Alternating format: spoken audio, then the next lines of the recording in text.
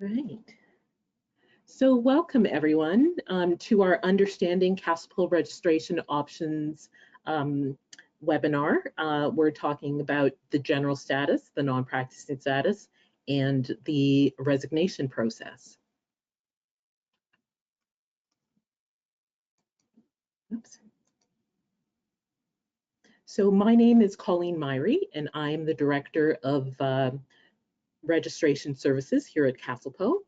And just before we start, I'd like to remind you to close all other running applications to ensure a stable audio and video connection. If your connection freezes during the webinar, please close the session and then just return to it. You may enter questions in the questions section of the panel, if I don't have time to address all the questions during this webinar, I will provide answers to webinar participants after the webinar. So I acknowledge the lands upon which we meet today as traditional territories of many nations, including the Mississaugas of the Credit, the Anishinaabe, the Chippewa, and the Haudenosaunee and the Wendat peoples. I acknowledge that Toronto, a Mohawk word meaning the land where trees stand in the water, is covered by Treaty 13 with the Mississaugas of the Credit. These lands are now home to many diverse Indigenous peoples and communities. I am thankful to the peoples who have since time immemorial cared for Turtle Island, which includes the land we now call Ontario. Acknowledging these traditional Indigenous territories is one way for us to recognize the rights and history of the Indigenous peoples. It is also a small way for us to work toward dismantling the continued impacts of colonialism and recognize the call for action for truth and reconciliation. We are all members who share a dish with one spoon, which teaches us to live on these lands with respect, nonviolence, and sustainability. Those who are participating virtually in today's meeting are encouraged to reflect upon the history of the lands in which we currently are located. So today's presentation will include, of course, the registration status, information about the non-practicing status, also the resignation process, and we will have, I hope, plenty of time for questions and answers. So we start with the general status. So as with the general status, you are eligible to engage in active professional practice in Ontario during the registration year. So the registration year is defined as October 1st in the current year to September 30th in the following year. So when you are a general member, you must renew annually and pay the annual fee, which is currently $780. And you must also maintain currency, which is providing at least 750 hours of patient care or related work in audiology or speech language pathology every 3 years. So please note that the definition for patient care and related work is available on Castlepo's website. We have it in our renewals webpage under the renewal FAQ number 16. General members must also submit their self-assessment tool and complete 15 hours of continuous learning activities annually. General members must also maintain their professional liability insurance coverage, which is $2 million per claim. Just a side note on that insurance coverage. If you're holding a general certificate, whether you're working or not, you still have to maintain that insurance coverage. So if you don't hold insurance, that's a violation of your general certificate. If you are changing any of the information in your registered profile, you must update that profile information within 30 days of the change. So your registered profile, it is open all during the year. Currently, now that it's renewal time, the renewal is prioritized in your registrant portal.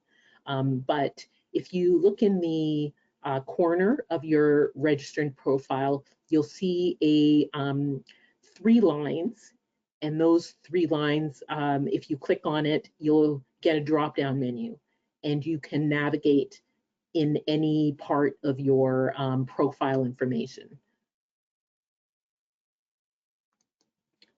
So the implications of maintaining a general status is that if you have not provided 700 hours of patient care or related work in audiology or speech language pathology in the last 3 years, the registrar may refer you for a peer assessment.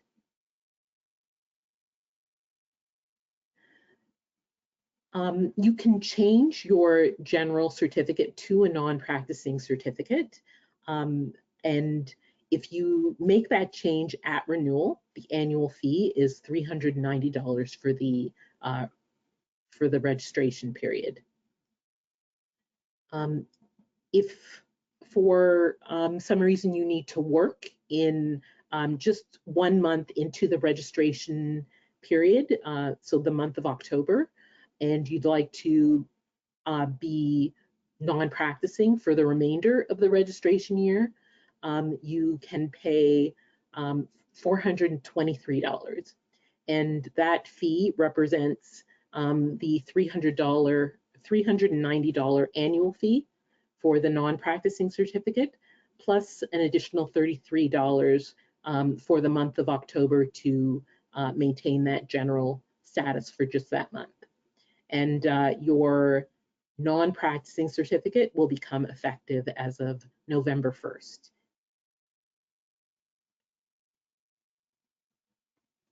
So if you change your status after November 1st in the year, you must pay an application fee of $150. So when you renew your general certificate, the annual fee paid is the full registration year. That's, as I mentioned, October 1st to September 30th.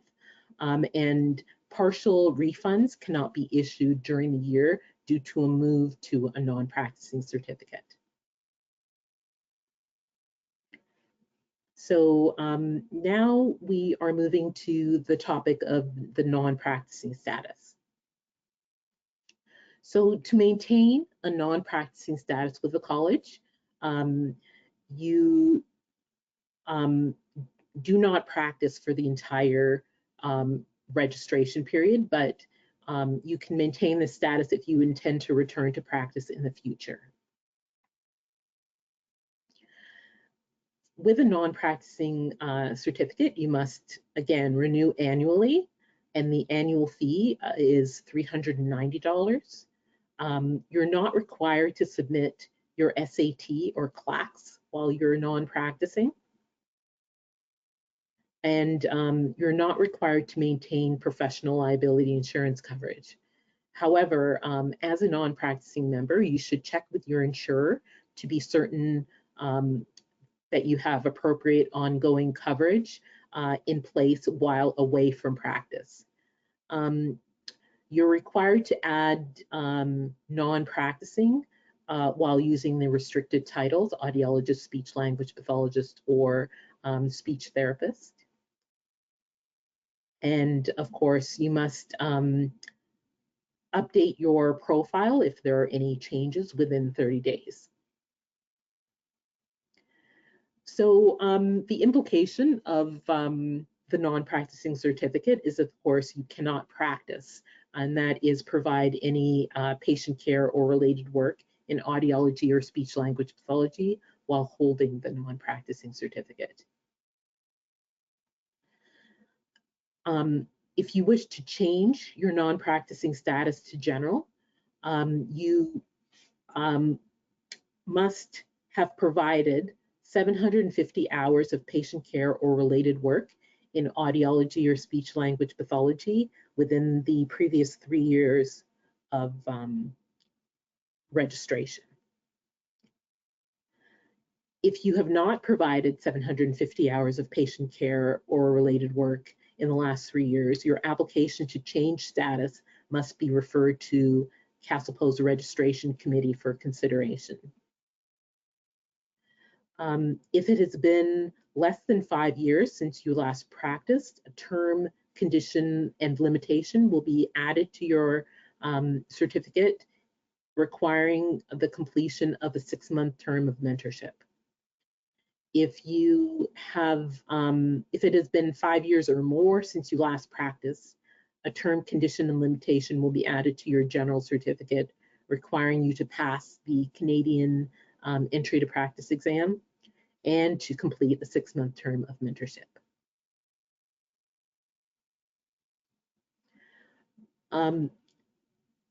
Of course, to change to a general certificate, you will have to obtain professional liability insurance coverage if you don't currently have it. And you will, of course, have to pay an annual fee. If you change your status from general, from non-practicing to general at renewal, the annual fee is $780. And if you change your status to general on September 1st, that's 1 month before the registration period starts, the annual fee is $813. That is the $780 plus $33 in order for you to practice a month early in the month of September.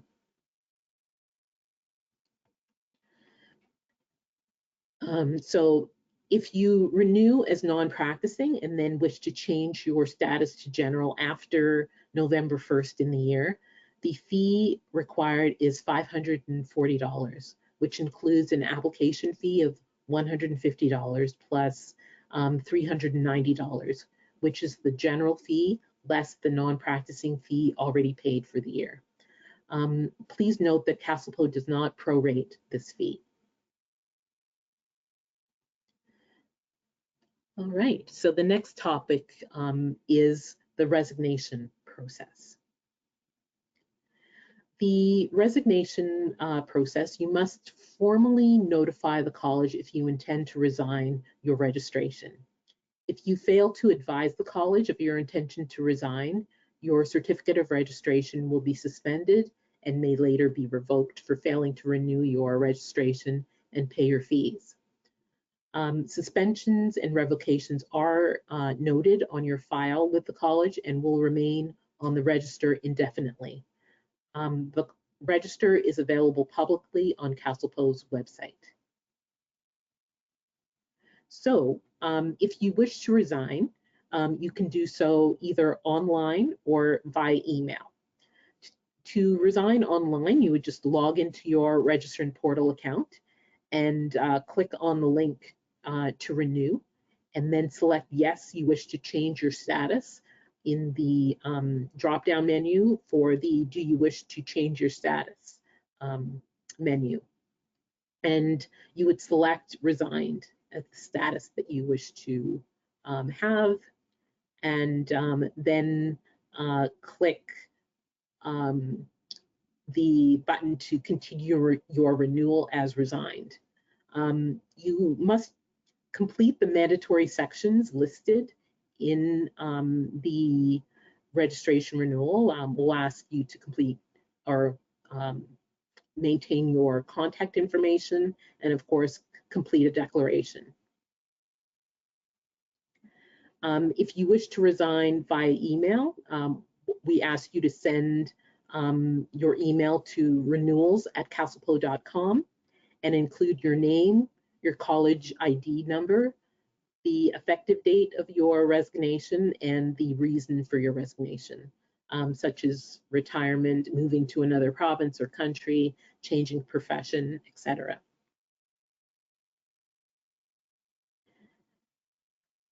When you are planning to resign, we want you to note that you must notify your patients that you intend to close your practice and take reasonable steps to inform your patients. You must either find alternative care for your patients or allow a reasonable period for your patients to arrange their own alternative services.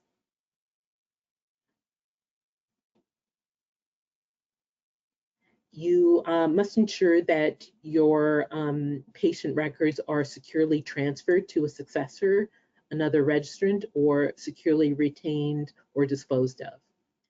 And you must inform your patients about the location of their records and how they can access them. After your resignation request is processed, the date of your resignation becomes the date that your resignation becomes effective becomes or means that you are no longer registered to practice audiology or speech language pathology in Ontario. Section 8 of the Audiology and Speech Language Pathology Act 1991 prohibits any person who is not a member of the college from using the title audiologist, speech language pathologist, or speech therapist, a variation or abbreviation or equivalent in another language, and holding yourself out as a person who is qualified to practice in Ontario as an audiologist or a speech language pathologist. However, when we say this, it would be that you would not continue to use this title professionally. It's fine to indicate that you were formerly a registrant of the college, or that you were previously a speech language pathologist or an audiologist. That's fine, as long as you don't indicate that you're currently still active in the profession. The professional liability insurance. Of course, once you are no longer registered with the college, you're not required to maintain professional liability insurance. However, we advise that former members should ensure that they have professional liability insurance coverage for claims made even after they have stopped providing patient care. These claims can be made months or even years after you have stopped providing patient care. So before you resign, check with your insurance provider to see if tail insurance is available after you have stopped practicing.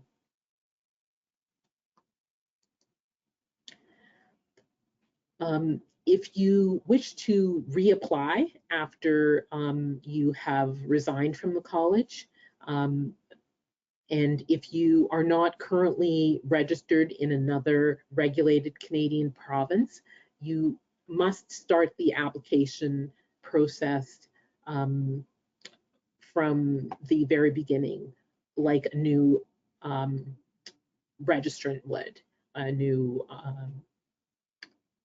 student would have to do. So you would have to submit an application form, and you would have to provide all the supporting documents that are required for registration.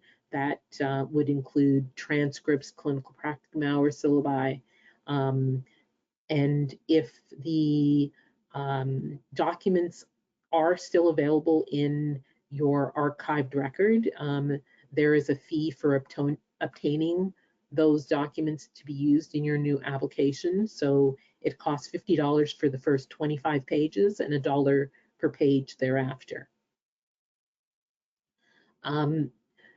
Also, you would have to successfully complete the CETP exam.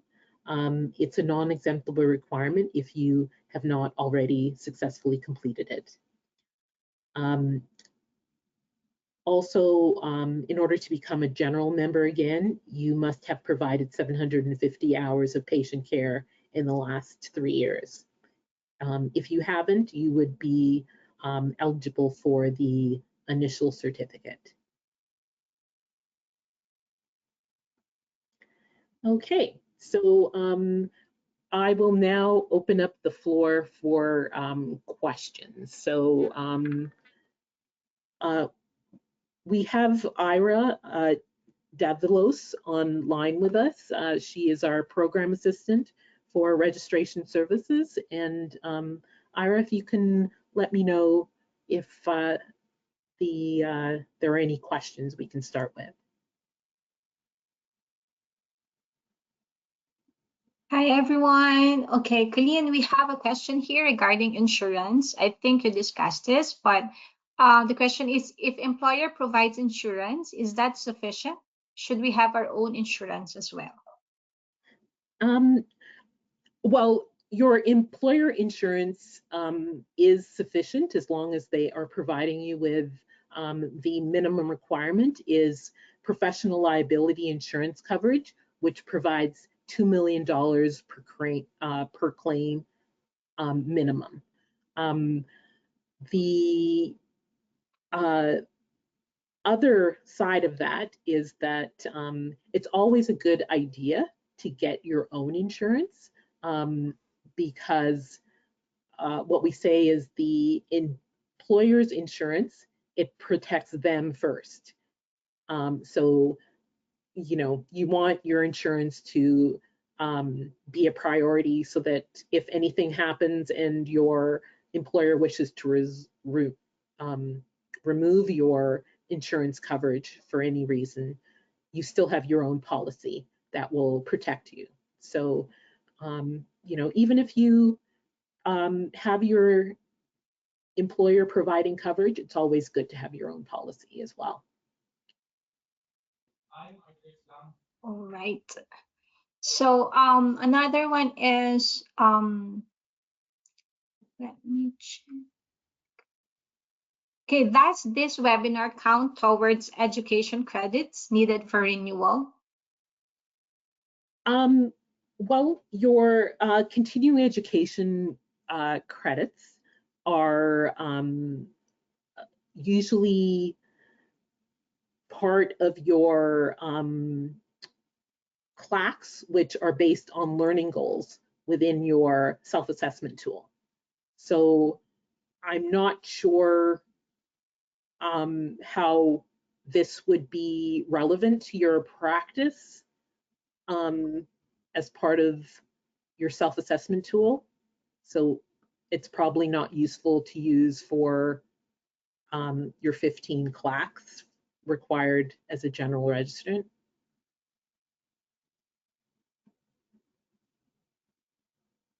Perfect. And another one, it's about maternity leave. Someone is asking about, she's planning to have a maternity leave on March this year.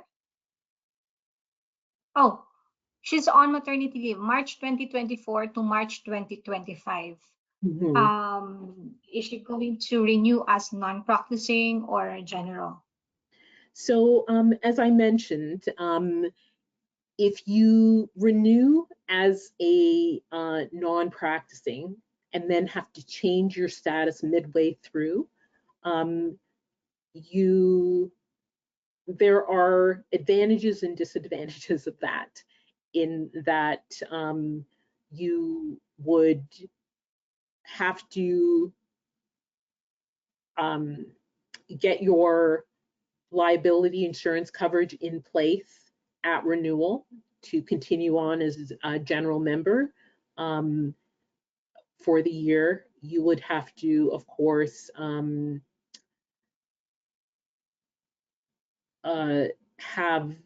do your SAT in January and have 15 CLACs in January if you become general at renewal.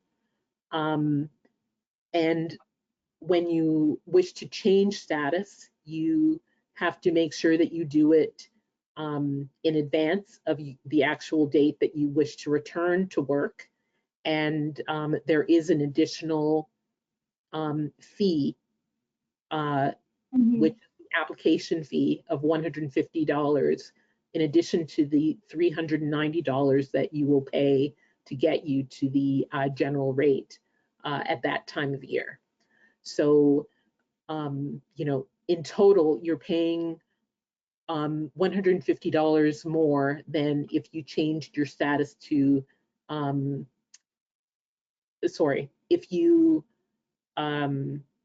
maintain the non-practicing certificate and changed your status in before you return to work, you're paying $150 more than if you just became a general registrant at renewal and just continued on. So that's the difference between the two. So you can do it either way, but note that there are advantages and disadvantages of both approaches. Correct. So someone asked about the patient care. I actually pasted the definition from our FAQs in the website. So yeah. Yeah, so the definition lists the activities that are associated with patient care and related work. And so when you're maintaining it, you're able to count all of those activities towards meeting that requirement. And just to let you know as well, the 750 hours, you can say you're going on leave and you are working full time before you go on a leave, and you generally provide probably close to 2,000 hours of patient care and related work in a year. Most people do. And so if you go on a leave, you don't have to worry about your patient care and related work for at least 2 years, because we're talking about maintaining that requirement over a 3-year period. So if you don't do any patient care for 2 years, but you've done more than 750 hours before you went on leave, you would still have 750 hours over the 3-year period. However, if you were off for a 3rd year, then you have 3 years of not doing anything. So that's where the issue would come into play, and you'd have to, I guess if you're non-practicing, you might have to do that mentorship when you're returning to work.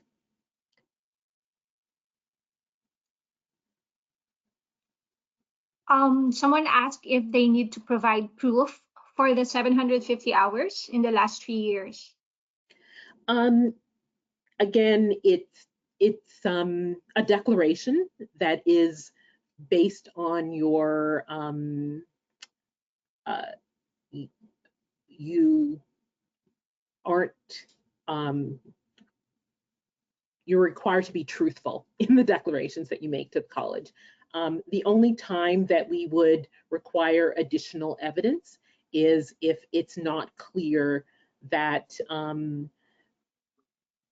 that 750 hours could be done. For instance, if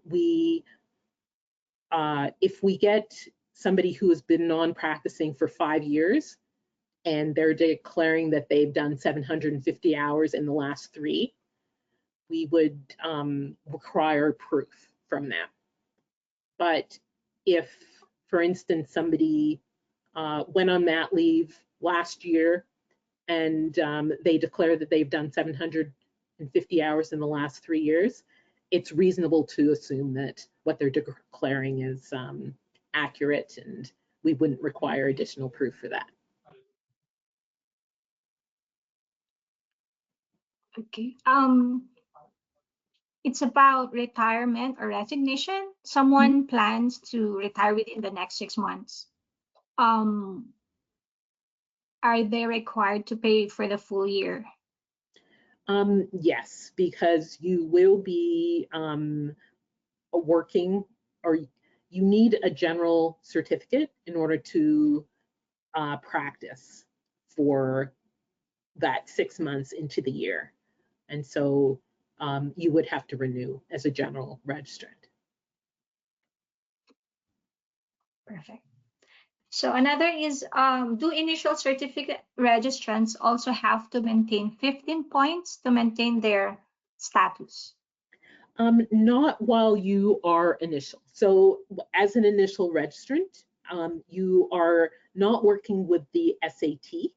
You are working with um, the MSAT, which is the MSAT. And so you focus on working within that tool, and it's similar to the SAT in terms of the indicators and the standard that you're being asked to measure up to, but the learning is done a little bit differently, and it's based on things like the red flags that are within the MSAT, and you would do those learning goals at the midterm of your um, evaluation of the your mentorship, and then at the end, those would be assessed as part of your completing your mentorship. So it's based on that process. What happens when you change your status from initial to general is that the first year that you become a general member and you're starting your MSAT, you would be required to set your learning goals. So you must set at least 3 learning goals during that first time in the SAT, but you wouldn't have to have those 15 hours until the next year. So you have a full year while you're doing your first SAT to acquire those 15 hours of continuous activity credits.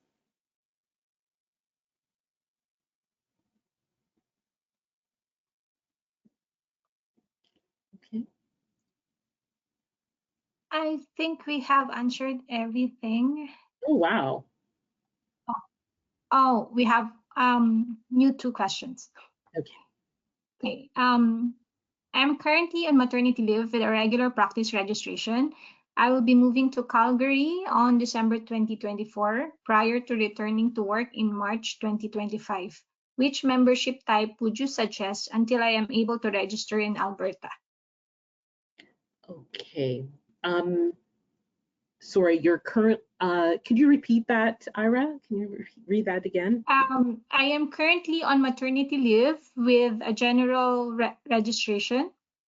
I will be moving to Calgary on December 2024 prior to returning to work in March 2025.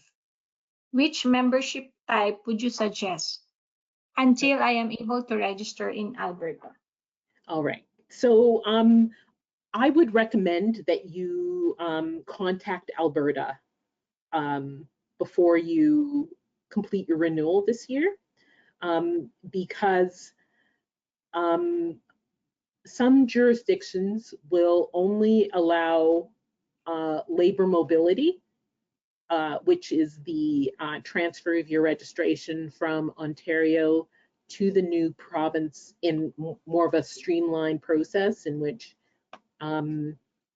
you wouldn't have to do an exam or anything to re-qualify in that new jurisdiction. So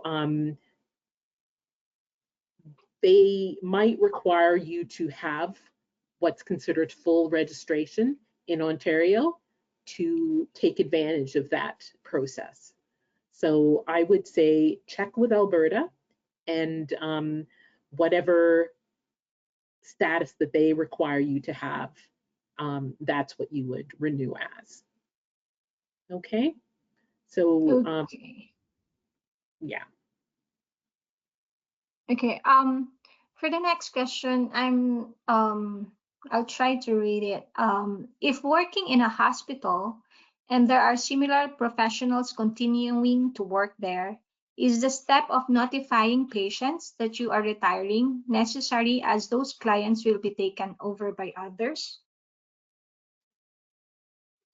I'm sorry. I think probably I just have the minimum knowledge of what's required for the purposes of registration. I think your best bet is to contact somebody on our practice advice team for a more detailed explanation of what's required in that setting. So definitely our the contact information for practice advice is on our website, and please contact them, and they should be able to help you with that question. Okay, last one is, what are the benefits of staying on a general status versus non-practicing status while on maternity leave?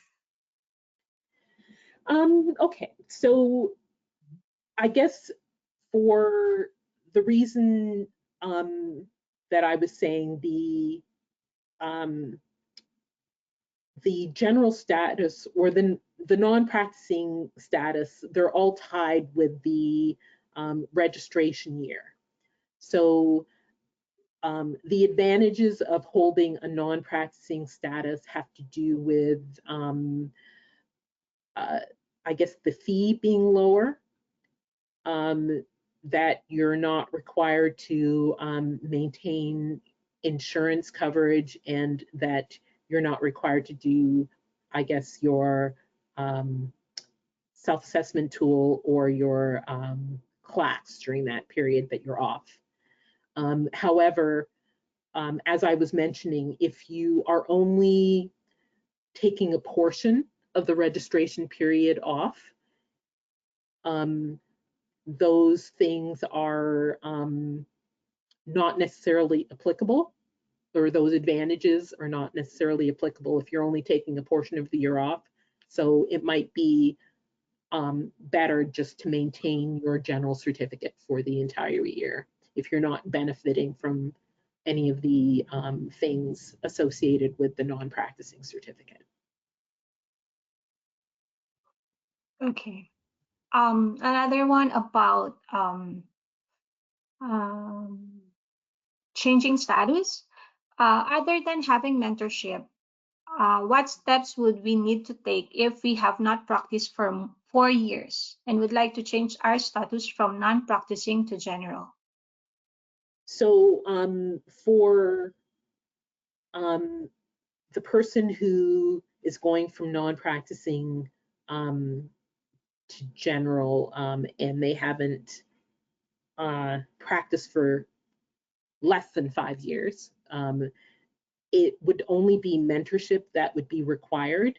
However, as I mentioned, the application for the certificate does have to go to our registration committee, and that does take time for the review to happen at the registration committee.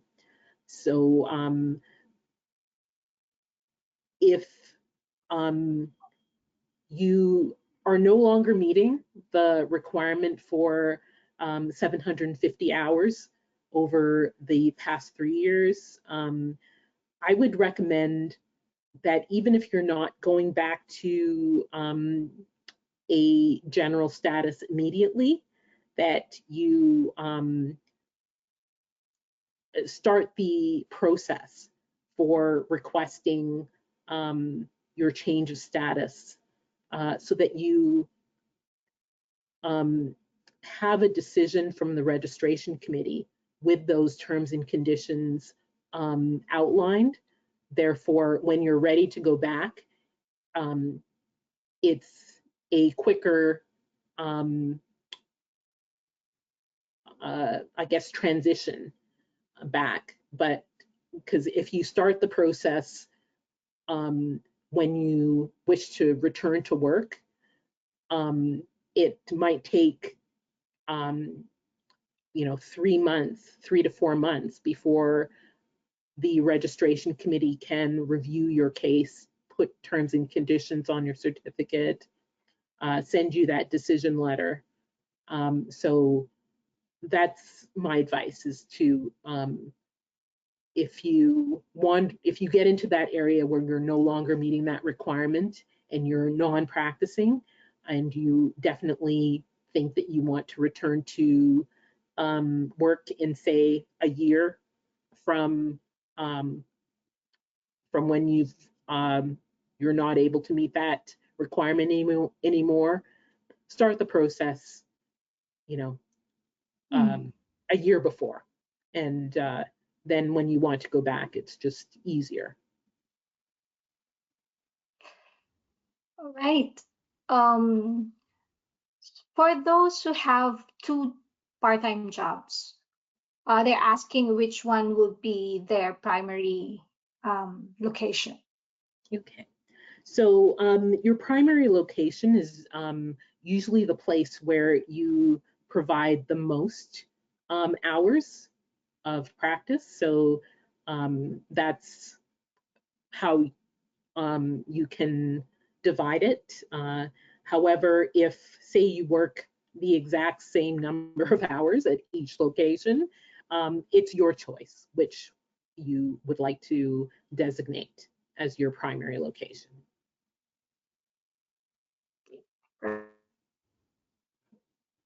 Perfect. I think we answered all the questions already, Kulian. All right. So I just want to thank everyone for attending this presentation. We've covered the essential information regarding the different registration options, including the general status, the non-practicing status, and the resignation process. I hope this information provided you with some clarity and insight into the requirements, the implications and procedures associated with each option. As you consider your own professional journey, remember that CASPO is here to support you. Whether you wish to maintain a general certificate, transition to a non-practicing certificate, or consider resignation, it's crucial to make an informed decision that aligns with your career goals and your personal circumstances. So if you have any further questions or need additional guidance, please do not hesitate to reach out to us. We are committed to assisting you in navigating your registration options effectively. And so again, I'd like to thank you for participating in this webinar, and I wish you continued success in your professional endeavors. So thank you so much, and have a good day.